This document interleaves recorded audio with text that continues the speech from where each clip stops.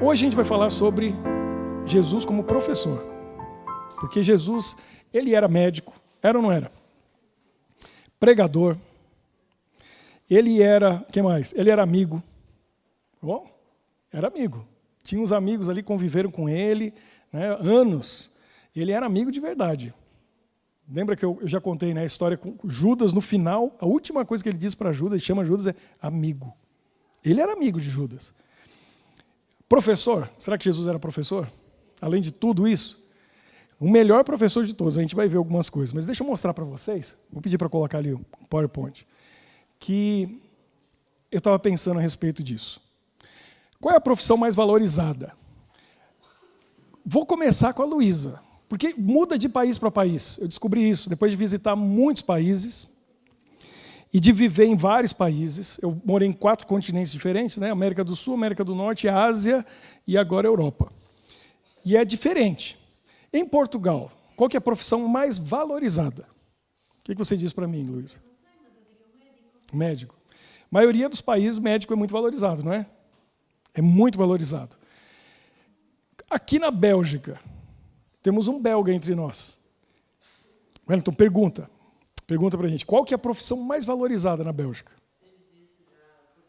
Um policial. Policial é valorizado. Olha que interessante. A gente vai chegar lá. Vamos falar, a maioria aqui é brasileiro, não é? Tem alguma outra nacionalidade aqui, além de belga, portuguesa? Tem mais outra nacionalidade aqui, hoje? Não? O restante é brasileiro? Não é belga, português, brasileiro. Então, no Brasil, eu não sei, acho que médico é muito valorizado. Mas uma coisa eu sei. Eu morei 8 anos nos Estados Unidos. E eu descobri algumas coisas muito interessantes quando eu cheguei lá. Eu fui para lá 25 anos atrás, 26. Cheguei lá em dezembro de 97. E eu tomei um choque cultural com algumas coisas. Uma delas foi descobrir isso. Que as 3 profissões mais valorizadas nos Estados Unidos eram as 3 profissões menos valorizadas no Brasil. É assim, ó, invertido. E eu coloquei ali embaixo, ó. Olha só, nos Estados Unidos, político é respeitado e valorizado. Policial é respeitado e valorizado. E um pastor de uma igreja é respeitado e valorizado. No Brasil, é inversamente proporcional. que ninguém confia no Brasil. Não confia em político e não valoriza. Não confia em policial, não valoriza, não respeita. E não confia, não respeita, não valoriza o pastor. É muito interessante como que a cultura determina essas coisas. E eu descobri isso logo, porque olha o que aconteceu comigo. Depois eu vou contar para vocês o porquê que eu estou chegando aqui, porque eu vou chegar na 4ª profissão, né, que não está ali, que é com P também, né? Ó, político, policial, pastor, qualquer outro que eu vou falar hoje? Professor. Aí vamos chegar no professor. Mas olha só, eu não entendi, eu sabia que os Estados Unidos é o maior país cristão do mundo. Número de cristãos. O Brasil é o maior país católico do mundo. O maior número de católicos. Mas isso está mudando. Essa realidade está mudando no Brasil, porque o mundo protestante está crescendo muito no Brasil, o número de católicos vem diminuindo. Os Estados Unidos também é um país muito católico, o México também é um país muito católico.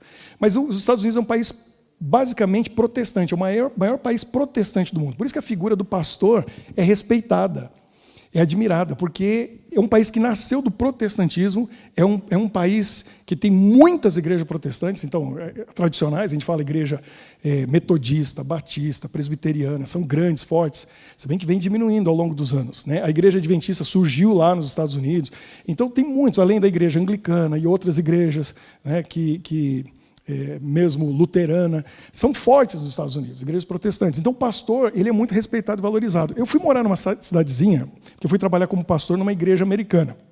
Eu era pastor dos jovens, pastor auxiliar no estado do Colorado. O estado do Colorado fica no meio centro-oeste dos Estados Unidos. Você olha no mapa, é um retângulo.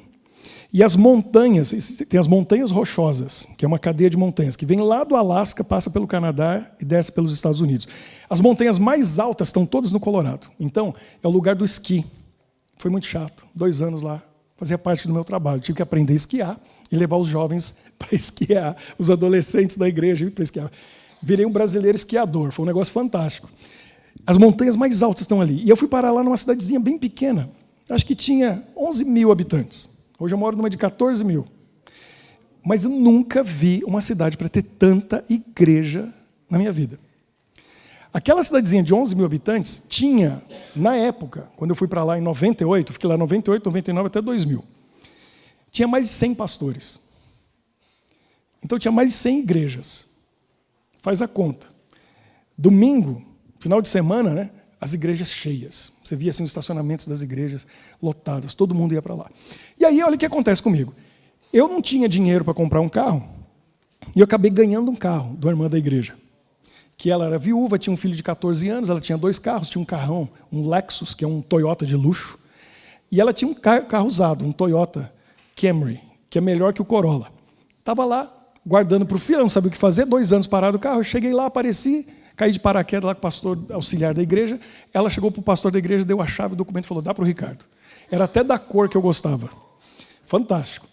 Peguei o carro, né, e uma das coisas que precisava fazer era trocar o óleo de vez em quando.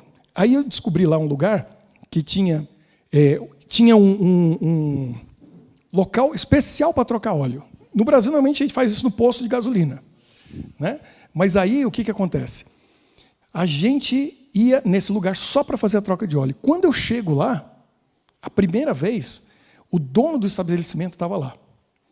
Ele olhou para mim e foi preencher meus dados. Eu percebi que era o dono, porque normalmente no caixa fica uma pessoa, geralmente de 18 anos de idade, ou até mais jovem, atendendo ali, porque é um trabalho simples de se fazer. Mas tinha um senhor, que hoje eu estou com 50, ele tinha 50 e alguns anos de idade. Eu tinha 25, 24 na época, 24 anos de idade. E eu falei, esse é o dono. Aí ele foi preencher os dados, colocou meu nome, foi perguntando tudo, e assim foi colocando colocando as coisas. E aí, o que aconteceu? Ele olha para mim e fala, profissão, o que você faz? Eu falei, sou pastor. Falei o nome da igreja e tal, o lugar. Ah, tá. Fez todo o serviço, fez tudo o que precisava.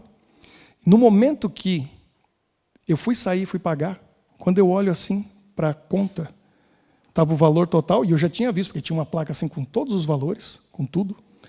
E aí, estava assim, 50% de desconto. Aí eu, como que é? Como que é isso aí? 50% de desconto.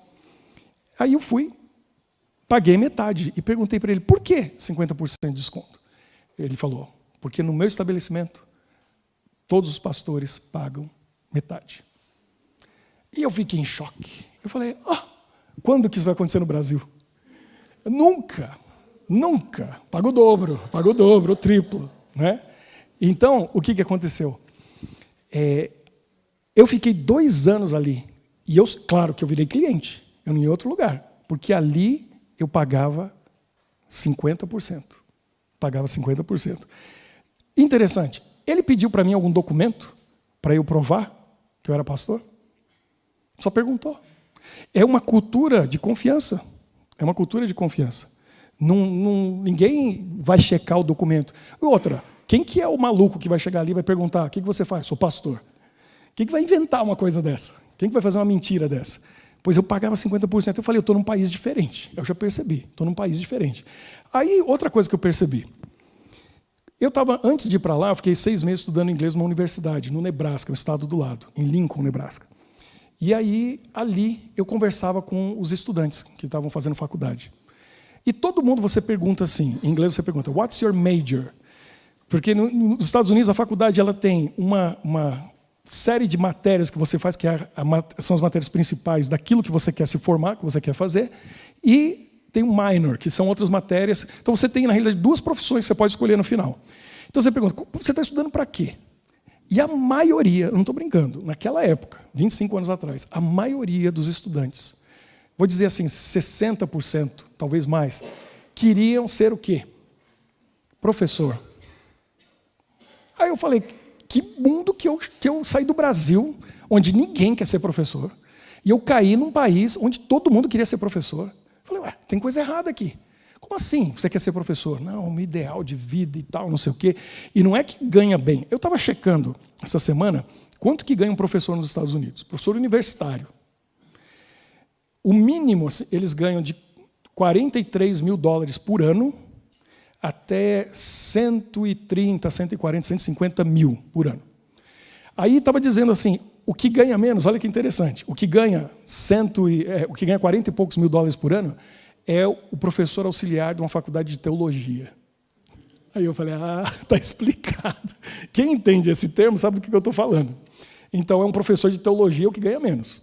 Mas aí vai ter o professor da faculdade de medicina, direito e tal, e assim vai até chegar num valor mais alto. Mas, comparando com outras profissões, é muito pouco. É um salário muito pequeno. Tanta gente naquela época queria ser professor. E aí eu vi uma coisa, quando eu cheguei lá, que me deixou impressionado. Passou a imagem lá, não está funcionando. Passa lá para a gente.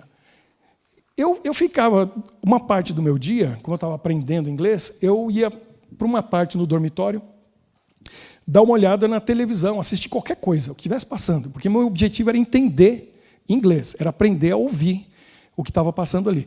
E aí eu me deparo com um programa na TV, lá na sala de TV do dormitório da universidade, que era isso aí, Disney's American Teacher Awards.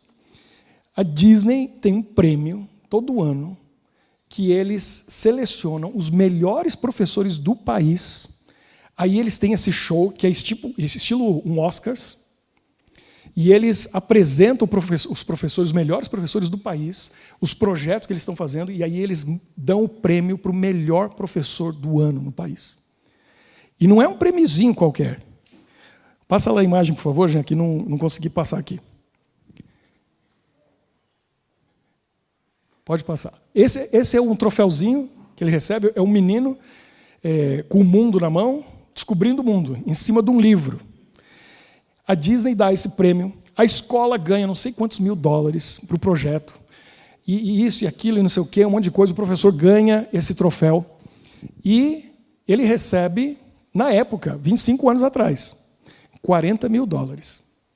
Aí eu falei, uau, está valendo a pena ser bom professor nesse país, né? $40 mil, o prêmio para o melhor professor.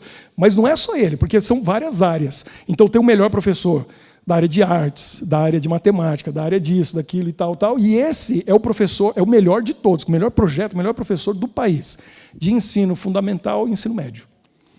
E eu nunca vou esquecer, porque eu fiquei assistindo aquilo e meu inglês não era muito bom, estava aprendendo. Mas eu fiquei ligado, prestando atenção e ouvindo tudo aquilo, porque aquilo me chamou muita atenção. Eu nunca vi isso na minha vida. Um país valorizar tanto uma profissão. E aquilo chamou muito minha atenção. E eu nunca vou esquecer o vencedor. Eu fui pesquisar ontem, hoje. Ele chama Ray, e o sobrenome eu não consigo dizer, porque é um nome lá do leste europeu, Zgovski, alguma coisa assim. Super complicado. Mas o professor Ray, eu nunca vou esquecer o que ele falou, porque ele fez um discurso pequenininho. E as palavras dele, fantástico. Ele disse simplesmente o seguinte, o que ele aplica como professor? Ele disse assim, se você me falar, eu vou esquecer. Se você me mostrar, eu vou me lembrar. Mas se você me envolver, eu vou entender. Aquilo, com o meu inglês bem limitado, eu entendi e nunca mais esqueci, porque eu falei, faz todo sentido. Como professor, não basta dizer, que vai esquecer. Não basta mostrar, que vai lembrar, mas talvez não vai aplicar, porque não entendeu. Tem que envolver. E as melhores escolas que a gente vê aqui na Europa são aquelas escolas, e hoje a Finlândia é o top no mundo, com o método de ensino deles. As crianças brincam na escola, porque as crianças, no conceito deles, as crianças estão ali para brincar. E elas aprendem brincando. Então você tem que envolver, tem que participar. E aí eu fico pensando que Jesus fazia exatamente isso. A gente pode tirar a imagem. Obrigado. Jesus fazia exatamente isso. Ele envolvia as pessoas. E ele era realmente um grande professor. Ele sabia como ensinar. Ele usava todos os melhores métodos para poder transmitir a mensagem e que ela ficasse gravada e nunca fosse esquecida. A primeira coisa, talvez, que a gente pode pensar que Jesus usava como professor era contar histórias. Não é isso? Que a gente chama do quê? As histórias que Jesus criava, inventava. Parábolas. né? As parábolas são histórias.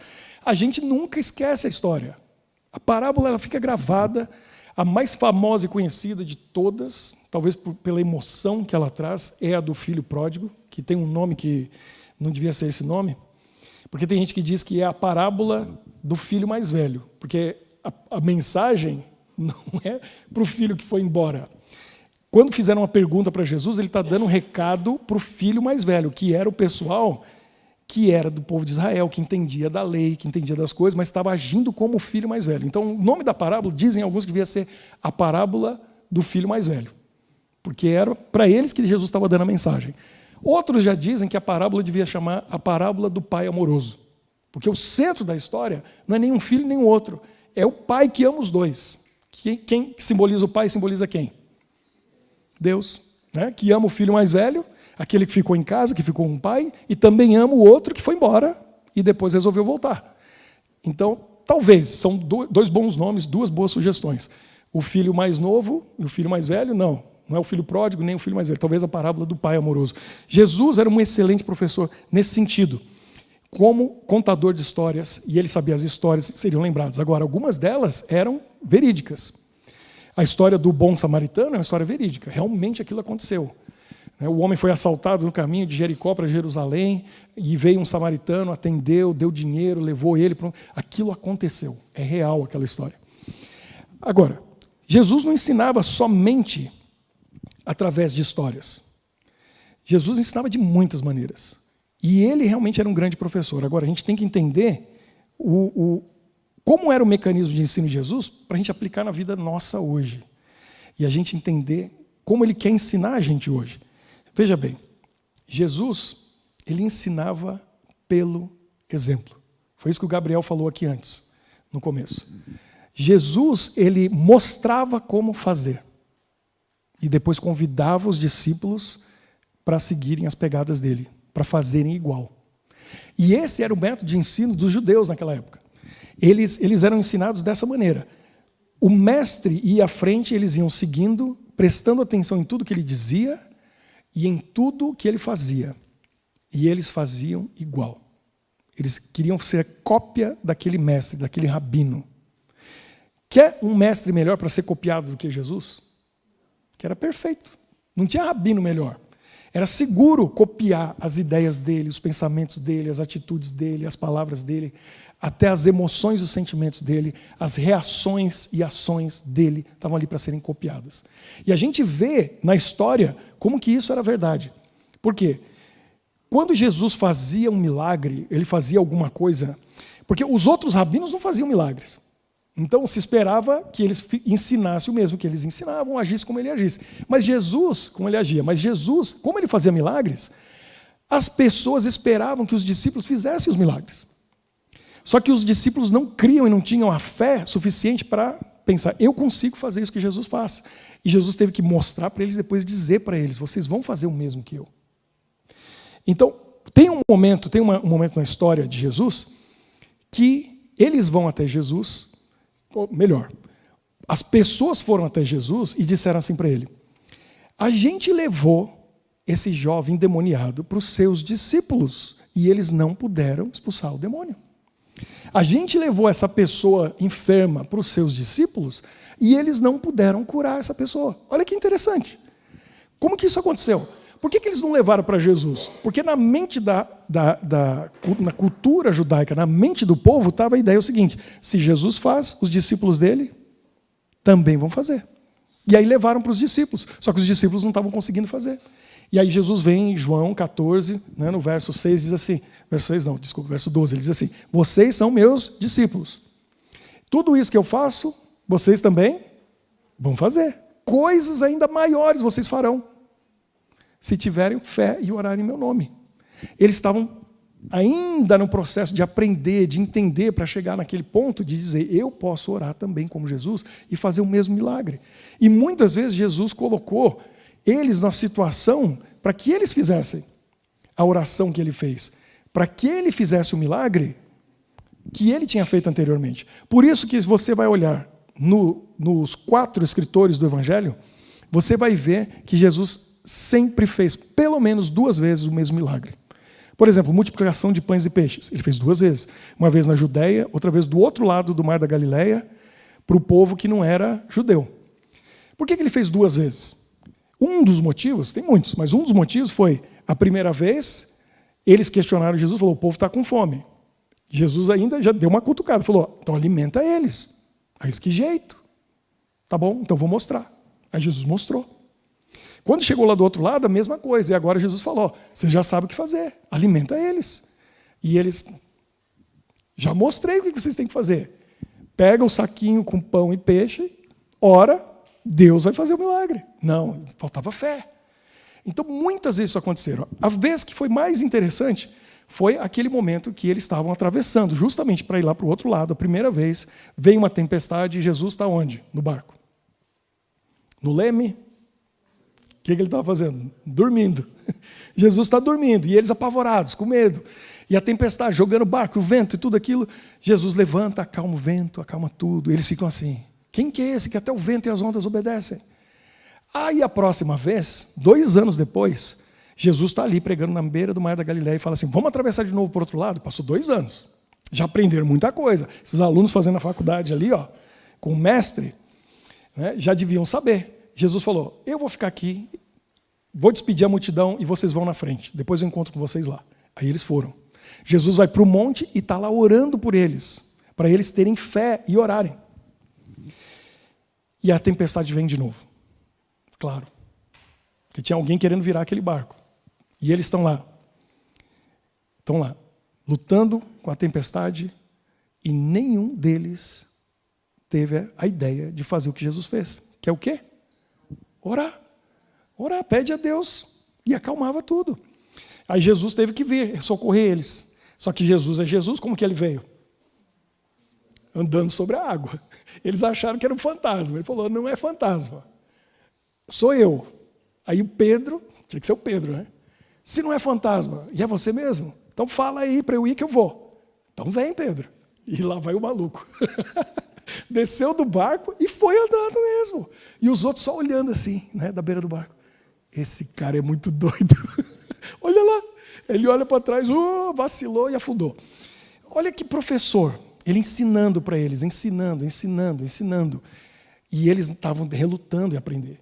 Talvez uma das maiores lições que Jesus queria ensinar para eles era o maior problema de todos eles, que era o orgulho, que é o primeiro pecado. A gente que conhece a história do pecado sabe que o pecado surgiu num anjo que se tornou orgulhoso. Olhava muito no espelho, falava assim, vaidoso também, né? Olhou no espelho e falou, mas eu sou bonito, hein? Em vez dele pensar, que Deus maravilhoso que me fez assim, que Deus maravilhoso que me deu tudo isso. Era o motivo, ele tinha que ser o mais grato do universo. Se ele era o ser mais lindo que Deus criou, mais poderoso, mais tudo, ele tinha que ser o mais grato. Não. Ele se encheu de si mesmo. Meu pai usa um termo lá da terra dele, do Goiás, que diz assim, se encheu de vento. Ou seja, se encheu de nada. Se encheu de vento. Porque falou, não, eu sou o cara. Olha só, eu sou bonito, inteligente. Era mesmo. Tudo isso e muito mais. Mas em vez de ser grato, orgulho. E agora os discípulos de Jesus, todo mundo orgulhoso. Um querendo ser melhor que o outro. Eles disputando. Esse é o Messias, ele vai reinar. Quem que vai sentar do lado direito? Quem vai sentar do lado esquerdo? Eles disputando o tempo todo. E Jesus ensinando para eles. Ele fez parábolas e mais parábolas. E ele mostrou como servir. E ele foi. 3 anos e meio não adiantou. Não deu. Quando faltavam horas para Jesus morrer, ele falou, essa é a última lição e eu vou ter que ensinar. E não dá mais para ficar contando parábola, porque eles entram aqui e saem aqui. Eles não entendem o que eu estou falando. Aí ele fechou a boca e falou, não vou ensinar mais por palavras. Eu vou ensinar com gestos, com atitude.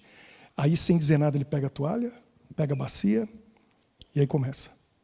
Começa a lavar os pés de todos eles. E Pedro não queria deixar. Tinha que falar alguma coisa, né? Não, o meu não lava. Está de brincadeira? Ele falou, Pedro, se eu não lavar, você não vai fazer parte do meu reino. Então lava tudo. Também não é assim, Pedro. Estou falando que é só o pé. Ô, Pedro, 880. Tem 72 opções entre 880. O cara tinha que ser os extremos.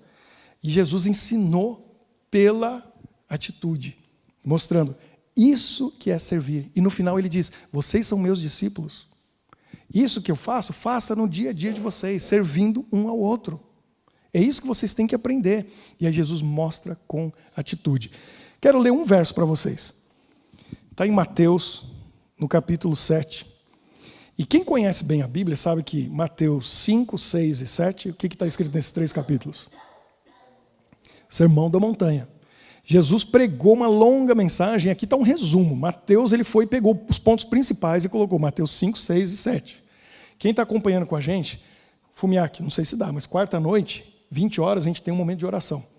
E eu estou explorando versos aqui dentro do Sermão da Montanha, falando sobre oração, é um momento da gente fazer agradecimentos, pedidos. Quem quiser participar, no nosso grupo está o link lá do Zoom e a gente ora. 30 minutos, de 8 a 8 e meia. É o momento da gente orar. E eu tenho falado aqui algumas coisas do Sermão da Montanha. Quando Jesus termina o Sermão da Montanha, olha só o que diz aqui. Mateus escreveu. Então está aqui, Mateus 7, no verso 28. Quando Jesus acabou de proferir estas palavras, estavam as multidões maravilhadas da sua doutrina. Todo mundo estava de queixo caído, quando Jesus acabou de pregar o Sermão da Montanha. Por quê? Olha o texto aí. Porque ele as ensinava como quem tem autoridade e não como os mestres da lei. Os camaradas eram mestres. Mestre é o quê? É um professor que chegou no nível universitário. Ele é um mestre. Ele sabe o que ele está ensinando. É um mestre da lei. Só que eles ensinavam sem autoridade. E aqui está dizendo que eles estavam de queixo caído com a mensagem de Jesus porque ele ensinava com autoridade. Por que Jesus ensinava com autoridade? Agora é para pensar. De onde vinha essa autoridade de Jesus para ensinar? Tem uma resposta que vem, a primeira que vem à nossa mente, mas não é essa. Porque a gente pensa assim, Jesus tinha autoridade por quê? Porque é o Filho de Deus. Mas o pessoal não acreditava que ele era o Filho de Deus. Eles não sabiam que ele era o Filho de Deus. Eles não sabiam que ele era o Messias, não aceitavam ele como Messias. E mesmo assim ficaram de queixo caído porque tinha autoridade. Então, essa é a primeira que vem na nossa mente. Tinha autoridade porque ele é o Filho de Deus. Mas não era isso. Por que ele pregava com autoridade? Vamos juntar o 2 mais 2? Buscava no Pai, tá certo. Acreditava no que ele estava... Bom, já começamos a chegar lá. Ele acreditava no que ele estava dizendo. Eu já falei aqui, vou repetir. Não, acho que eu não falei aqui, eu falei em outro lugar. Olha só, Fumiaki. Eu vi alguém dizendo isso, me fez pensar. Qual a diferença entre um ator e um pastor? Além do salário, né? Essa é a maior diferença. Olha essa frase. O ator, ele apresenta uma mentira como se fosse verdade. E a gente acredita. E geralmente o pastor apresenta a verdade como se fosse uma mentira. E a gente não acredita. E aí é que está o ponto da autoridade de Jesus. Começa aí, ele acreditava naquilo que ele dizia. Mas por que ele tinha autoridade? Vê se você concorda comigo. Porque a vida de Jesus e a mensagem que ele pregava tinha coerência. As pessoas olhavam para ele e ele abria a boca para falar e eles viam nele a mensagem que ele estava pregando. É ou não é? Aí dava autoridade. Porque é muito fácil a gente dizer para as pessoas, né? Nessa situação faz isso. Mas a gente olha, a pessoa não faz. A solução para esse problema é esse. Mas a gente olha para a vida dela, ela não aplica aquilo. Tem um ditado chinês que diz assim, alguém que diz algo, alguma coisa que é certo, mas ela não faz, ela na verdade ainda não aprendeu aquilo. Porque ela está tentando ensinar uma coisa que ela não pratica. E aí a minha esposa fica doida com isso. Quando a gente vai num médico que fuma. Ela acha isso uma incoerência muito grande. O camarada estudou, sabe tudo, sabe o mal que aquilo faz. E ele não cuida da saúde dele, vai cuidar da minha? Fala sério, vou em outro. Não é? Mesma coisa para qualquer outra área. E aí tem outra expressão lá do Brasil, né? Em casa de ferreiro, espeto de pau. Tá. O cara é ferreiro, na casa dele espeto de pau. Não faz sentido. Né? O camarada, né, vem na sua casa consertar o seu ar-condicionado. Você vai na casa dele, da casa dele não funciona. Aí você fala, não, eu vou contratar outro, que esse aí, não é? E assim por diante, em tudo quanto é área da vida, em qualquer área da vida. E aí a gente olhava para a vida de Jesus, a gente pode olhar para a vida de Jesus e pensar, a autoridade dele vinha de uma coisa só. A mensagem que ele ensinava, ele vivia. E aí isso trazia uma coerência tão grande que dava autoridade. Então eu quero concluir o pensamento da seguinte maneira para nós hoje. Todos nós somos alunos e professores. A gente é. Não tem escolha. O tempo todo a gente está ensinando e está aprendendo. O tempo todo. E quem casa sabe disso. Que aprende, e aprende até os defeitos da outra pessoa. Aprende e ensina. Eu que sou pai e tenho 2 menininhos, eu vejo como eu sou professor. Não adianta. Tudo que eu faço, tudo que eu falo, qualquer brincadeira, se eu falar uma palavra que eu não devia dizer, eles estão repetindo. Eu sou professor deles, o tempo todo, então eu tenho que cuidar.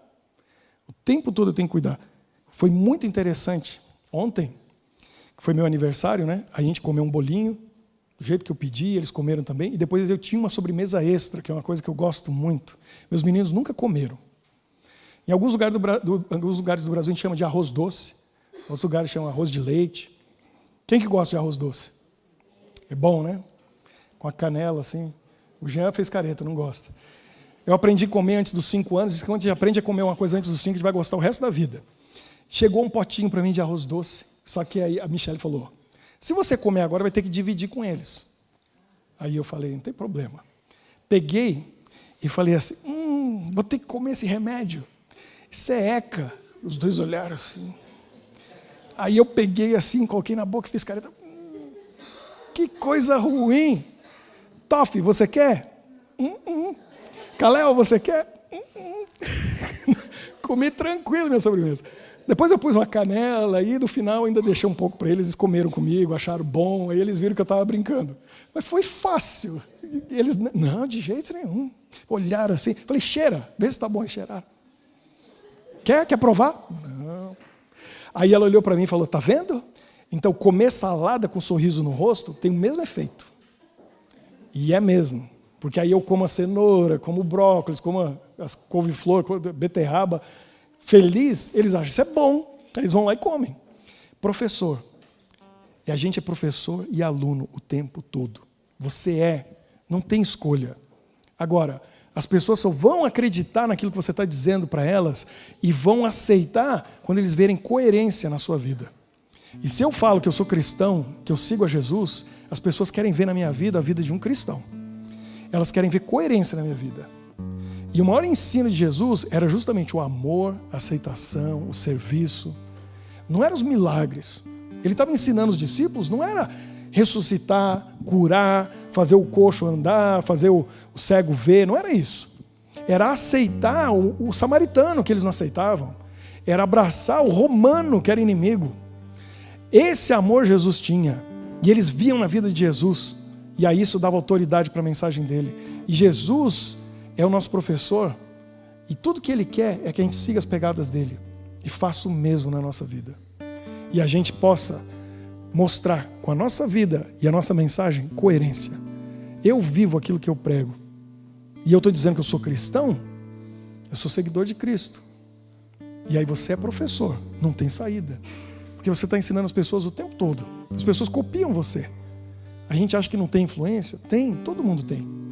Então a gente precisa só encontrar esse equilíbrio da coerência. Agora, você vai dizer assim, mas eu não sou perfeito como Jesus. Não tem problema. Porque a maior coerência de um cristão é muito simples. Na hora que ele comete um erro, na hora que ele peca, que ele erra, ele se arrepende, ele confessa e ele continua a jornada. Então parte o meu coração quando eu vejo pessoas que não conseguem fazer isso. Porque esse é o problema delas, não é que elas são pecadores, porque pecador todo mundo é.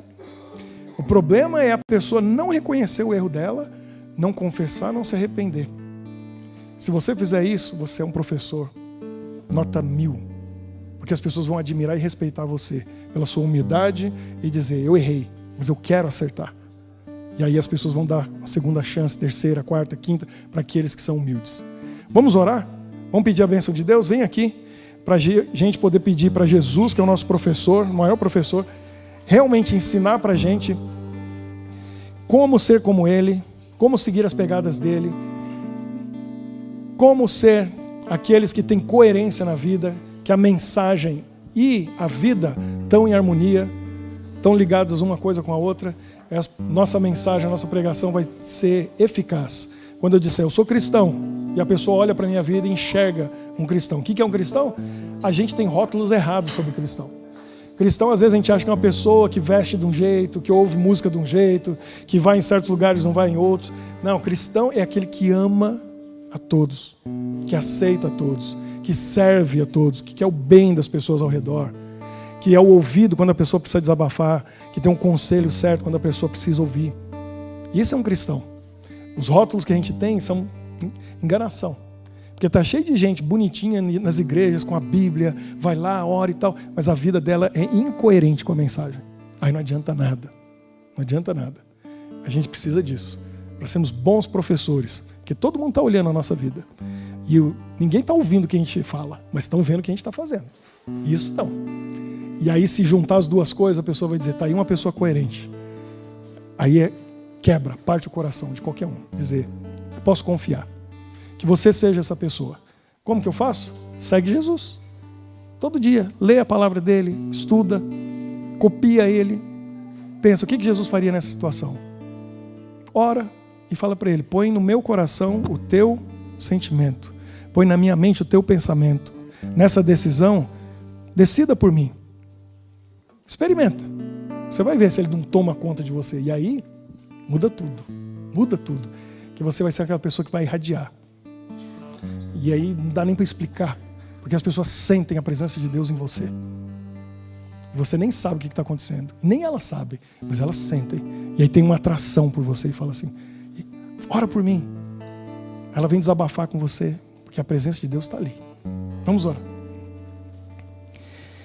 Senhor nosso Deus, que bom estarmos aqui e termos esse encontro para pensarmos um pouquinho sobre o nosso grande professor. Jesus, o nosso modelo, aquele que nos ensinou com palavras, com histórias, de tantas maneiras, com ilustrações, mas acima de tudo com seu exemplo. Ele nos mostrou como viver, como reagir, como agir, o que fazer, como tratar as pessoas, como aceitar as pessoas. Nós queremos, Senhor, ser como Jesus. Porque se nós fizermos isso, a gente vai ser muito feliz nesse mundo e vai estar do lado dele para sempre na eternidade. Obrigado por enviar teu filho aqui, Pai, para viver esses anos que ele passou aqui na terra, sendo esse modelo, esse professor que nós queremos ser o aluno todos os dias dele. Ajuda-nos a gastar tempo com a tua palavra, estudando a Bíblia, vendo a vida de Jesus, para colocarmos em prática também. Ajuda-nos a orar mais, convivendo contigo, nessa comunhão de oração, nessa ligação, e que as pessoas ao nosso redor sintam a tua presença em nosso coração. É o que nós pedimos e oramos em nome de Jesus. Amém. Deus abençoe todos vocês.